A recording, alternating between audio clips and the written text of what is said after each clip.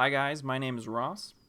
I play under the alias of TheMightyRedBull, or MRB for short. And today I'm bringing you the first part of a challenge playthrough of the game Dark Souls. I say challenge playthrough because I'm actually going to attempt to play the whole game without using a shield of any kind.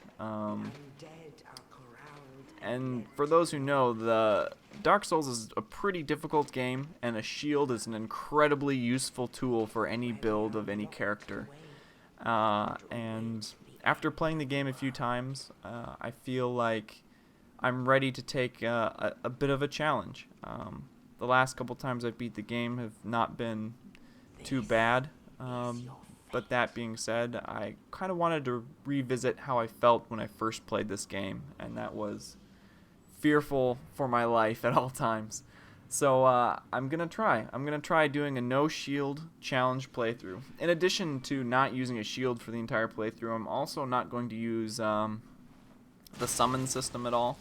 I'm not going to summon any phantoms for boss fights. I'm not going to kindle any bonfires so I can get more Estus. And I'm going to try to beat every boss. Those are kind of the rules that I set out for myself. Everything else I think is fair game. The idea is I want to get better at this game by learning to dodge better than I know right now, which is going to be absolutely necessary for completing this game. I'm going to have to be spot on all my dodging abilities. I'm going to let cutscenes play out too. I know I totally talked through the first one, and I apologize for that. But from here on out, I think I'm just going to try to let the cutscenes play out. I think they add a lot of value to this game. It's a beautiful game. And speaking of which, you can see the Asylum Demon chilling up there waiting for me to walk into this room.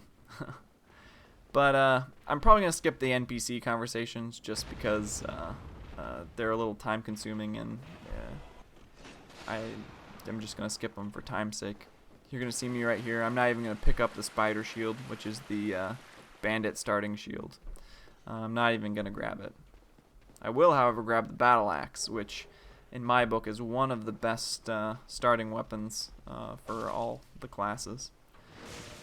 During this backstab animation, I'm going to go ahead and equip the battle axe and kill this guy. A lot of people run by him. Sometimes he drops a short bow, though, so I always take time to kill him. It doesn't really take that much time out of this first little tutorial level, but I always try to kill him because he has dropped short bows for me in the past, and I can definitely put a bow to use early in the game. Since the bandits don't naturally start with a bow, if I can pick one up from one of the guys in the beginning, that's just a bonus. But I was not lucky enough to get a drop. Yes. Here I'm gonna put Oscar of Astor out of his misery. He's going to give me my Estus Flask, which will be my healing for the playthrough.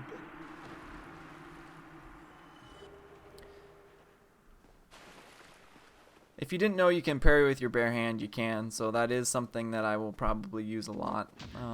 I love to parry enemies, and without a shield it makes it a little more dangerous to do so, because if you miss a parry, you're not going to probably be able to recover as well without a shield. So it's a little more dangerous, a little more high risk, high reward, and I really like that. That being said, I'm probably going to be a little more selective in the things that I want to parry in this playthrough. Here's your first tip for all players. If you do a leaping attack as opposed to just a normal plunging attack here, you actually can get lucky and double hit the Asylum Demon. As you noticed, I did about 128 damage on the first tick, and then I did the full plunging damage after that.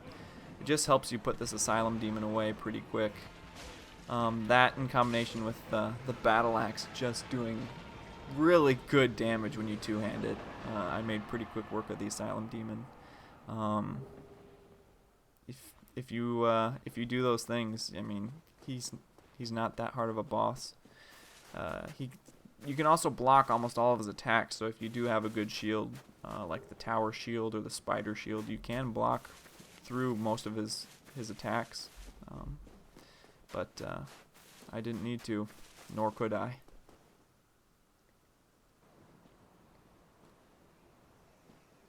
Only in the ancient legends it is stated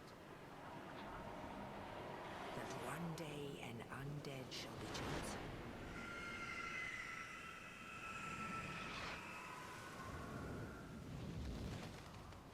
To leave the undead asylum in pilgrimage to the land of the ancient lords.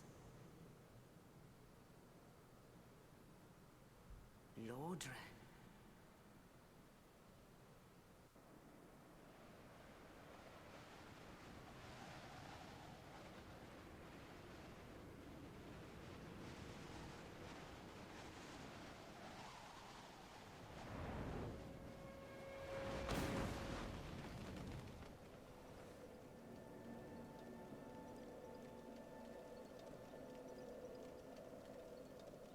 A wise man once said that death is not failure in Dark Souls.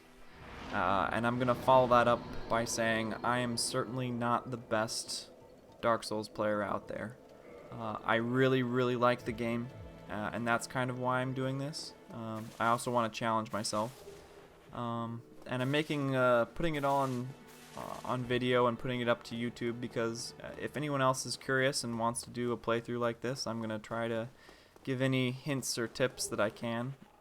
And off of that, I'm going to die in this playthrough. That's a no-brainer. Am I going to show every death that happens to me on this playthrough? Probably not. Maybe in a montage after I'm done or something like that. Maybe I'll put them all together. But I'm certainly not going to show everyone in every video. The idea behind that is that's time-consuming and just not fun to watch for most people. I feel like people want to watch, you know, good players play well, not good players, you know, dying or bad players dying a whole bunch. And so I will show some deaths if I feel like I learned something or I can offer tips about how I died and how maybe to avoid that in the future. I'm sure going to show that and put it in. If it's a dumb death, I might show it in for comedic value, but I'm probably not going to show every death just because I don't want to fill up my videos trying to do the same thing over and over again. Picked up my Homeward Bones there. One of my favorite items. You will see me abuse Homeward Bones. They take you back to the most recent bonfire you rested at. The Lloyd's Talismans and the Cracked Red Eye Orbs I picked up, I probably won't use those. Those are more PvP related items. Lloyd's Talismans do have a fun PvE thing that you can do with them, and I'll probably show that when I get there. But the Red Eye Orbs I probably won't use at all. The chest I skipped was it had a talisman and Morning Star in it, and I'm not planning on using that weapon. Nor am I planning on using Faith on this character, really, so I just skipped that chest completely. I'm probably not going to pick up a lot of items that I don't need, just because I kind of know where everything is, and I'm not going to go out of my way to pick up an item that I'm ultimately not going to use. That being said, I decided that I'm going to use the falchion for this playthrough. I could use a really strong PvE weapon like the Black Knight Halberd and breeze through this game more or less. But like I said, I wanted to be a challenge, and the falchion is good, but it's not great. It doesn't have good range, so I'm going to have to get up in people's faces, and just because I want to, alright? Just want to use a falchion, so I'm going to use a falchion. End of story. No, I do like that weapon. I haven't used it extensively, so I thought, hey, what the heck, give it a go. I am playing on Xbox, and I will be human for parts of this, I'm sure. So we'll get to see me get invaded and killed by red phantoms that I'm sure will just embarrass me because I don't have a shield to block. So I might show some of those. I probably won't show them all, but that can happen. I can get invaded. I'm going to pick up the S-Stock here. I don't have any plans for the S-Stock in this playthrough. I just don't think I'm going to use it, but it is one of my favorite weapons, so I picked it up just in case I got the idea. I'm going to skip the transient curses right there. I know they're there in that pot, and all I have to do is break it and grab it. I'm actually just running in here to get the Firekeeper Soul, and then I'm going to Homeward Bone back to Firelink. The Firekeeper Soul is used to increase the potency of your Estus Flask. These ghosts that are here in the New Londo runes, I can't actually hit them because I'm not cursed, which you can use the transient curses to give yourself temporary curse. But I'm not going to fight any of them. I'm just going to grab this and get out of here before I get slaughtered. And I went ahead and edited out all the loading screens as well, so we don't have to sit through those. Again, just as a time saver. I don't need to sit through those. You'll notice that I actually had enough souls to pick up one more level.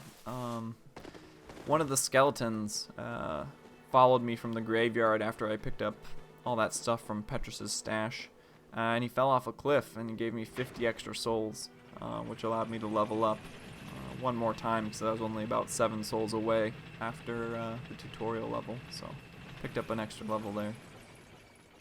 And now I'm on my way to Blighttown.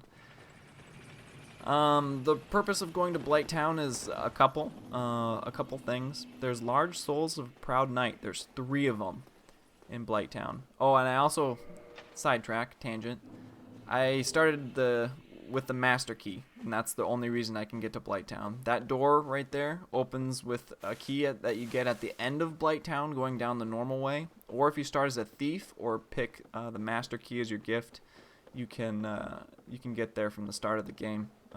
And I picked the master key as my gift. For veteran players, it's kind of a no-brainer. The master key is just well and above better than any other gift you can pick at the beginning of the game. It just opens up so many more avenues to take to do things. So I know you can roll off here a little earlier than I do. I take this ladder because I was just being safe and I didn't want to die doing something dumb this early. You're going to see me run by a lot of things. Anyway, I was going down here because, sorry, I got sidetracked. I'm running down here to get, there's 3 large souls of Proud Knight, and those give you about 3,000 souls apiece. So that's 9,000 souls that are just sitting here waiting to be picked up, and they're not that hard of a run to get. So it's kind of a no-brainer not to do it.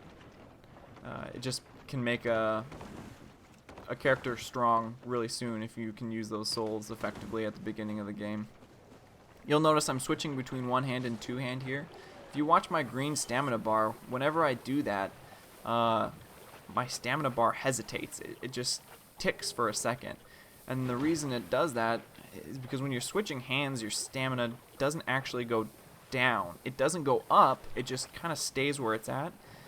And running through the swamp, you can't actually run unless you have the Rustodine Ring, which allows you to move freely through sticky substances like the swamp.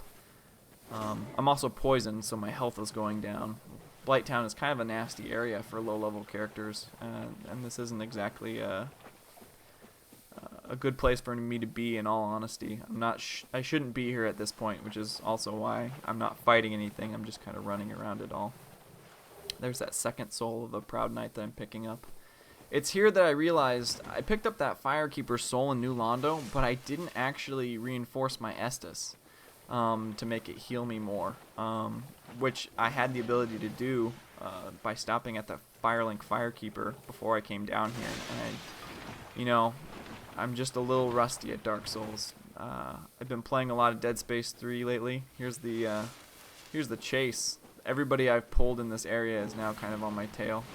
The other reason I came down to Blighttown, I should say, is I'm gonna get the falchion now. I like getting all my weapons and everything I can as early as I can. So I'm actually gonna work my way up Blighttown backwards to grab the falchion. This guy I have to hit a few times because he's sitting right on the walkway I need to run up. Running up Blighttown backwards is actually fairly difficult.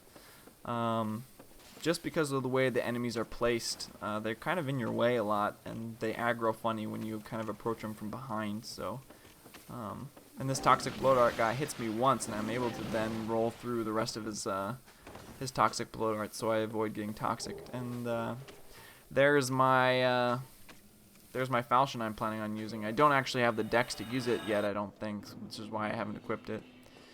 And I just homeward boned out of there. So a pretty effective run through Blighttown. I got a lot of items. Here's where I remember, oh yeah, I can reinforce my Estus Flask. Better late than never. It would have been nice to have in Blighttown, but it is what it is. I survived. It wasn't too big of a deal. And I'm headed back down to the New Londo Ruins once again. You'll see that every time I've taken this elevator, I've actually stepped on the button to send it back up, because I know that after I'm finished doing what I'm doing, I'm just going to homeward bone back to Firelink, and then I'll want the elevator to be at the top again. So that's just a little time saver, because I didn't want to have to sit at the top of that Firelink elevator and wait for it to come up. So I just triggered it every time that I've gone down, and I sent it back up again that last time as well.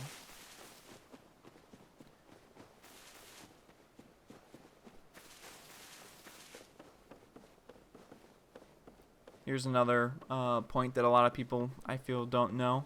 This undead dragon that's sitting here won't actually wake up unless you take the Dragon Crest shield. That means you can kind of sneak in here by his claw and pick up Astora's straight sword, which is a good faith scaling longsword. Good for clerics. I think they only need to dump a couple points and dexterity, maybe. I don't remember off the top of my head, but they only have to invest a couple points in order to use it, so it can be a really good starting weapon if you're planning on going with a faith character. And then I grabbed another Proud Knight soul. Basically what I'm doing is I'm accumulating all these souls so that I can buy a bunch of stuff when I get to Andre.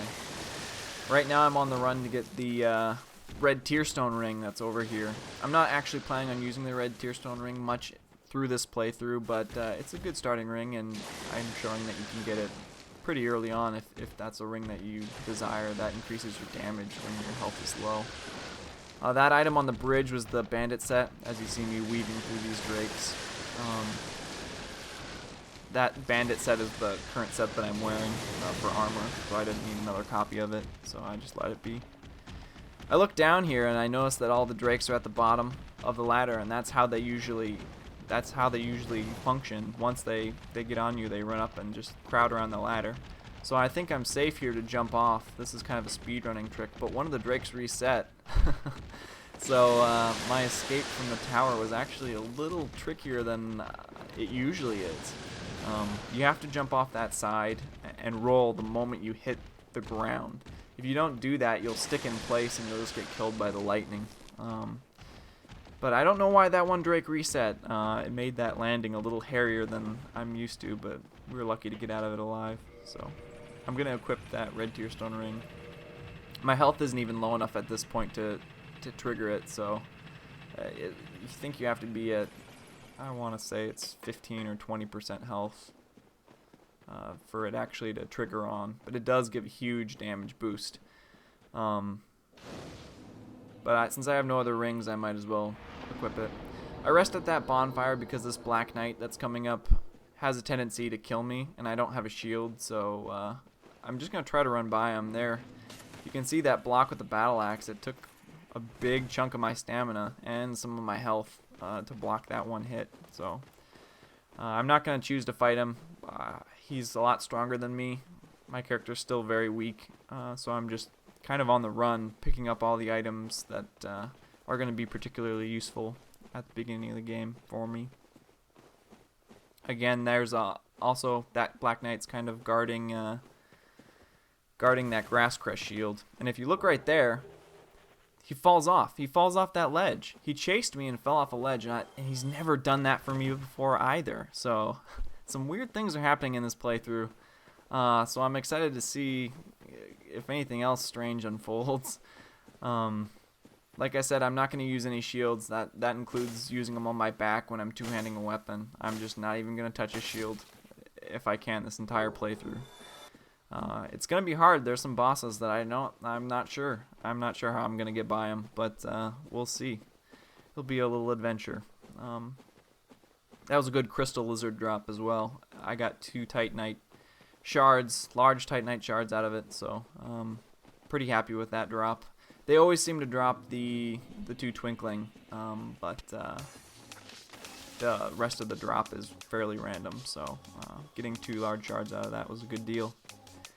And that's about the end of this first video.